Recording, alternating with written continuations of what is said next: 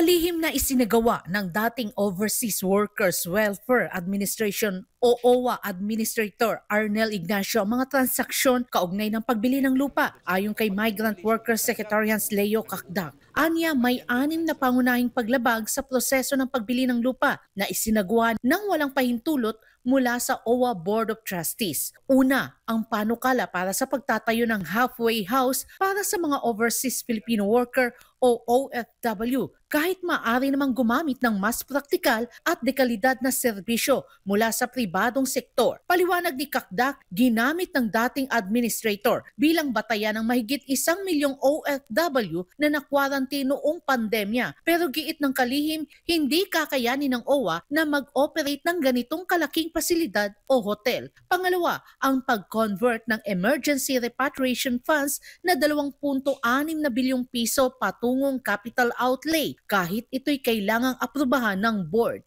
Ibig sabihin, pondo mula sa kaban ng bayan ang ginamit sa pagbili ng lupa. Yung pondong ginamit niya, which is General Appropriations Act. So 2 pondong pinangangalagaan ng OWA Administrator.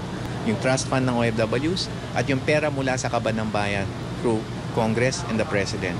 Ito, pera ng kaban ng bayan, binago niya from repatriation fund to capital outlay.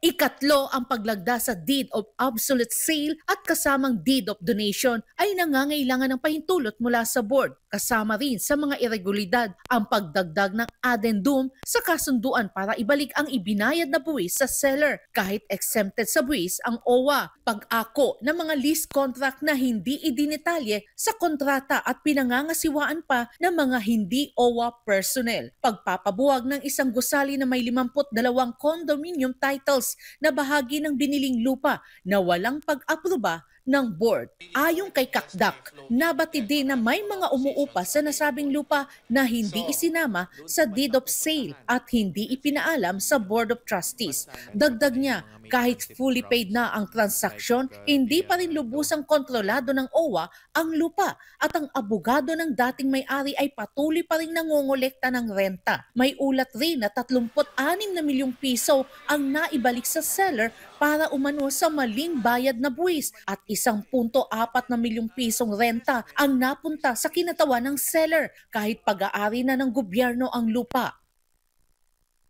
Nagkaroon ng addendum sa deed of sale, di dumaan na naman sa board. At doon nakalagay, OWA shall pay that local transfer tax. Binigyan ng 36 million yung attorney in fact.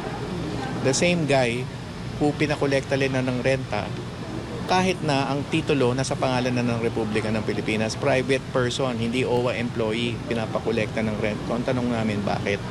Una nang sinabi ni Ignacio na taong 2018 pa lang ay nagsimula na ang transaksyon noong siya ay Deputy Administrator pa lamang ng OWA habang si Kakdak ang Administrator. Tiniyak rin niya na dumaan sa Senado ang panukala at isinangguni sa Board of Trustees kaya itinanggi niya na may tinagong transaksyon. Ngunit giit ni Secretary Kakdak, nakabinbin na ang pagsasampa ng mga kasong administratibo at kriminal laban sa mga sangkot na opisyal ng OWA. Para sa Diyos at sa Pilipinas kung mahal, Cherry Light, SMNA News.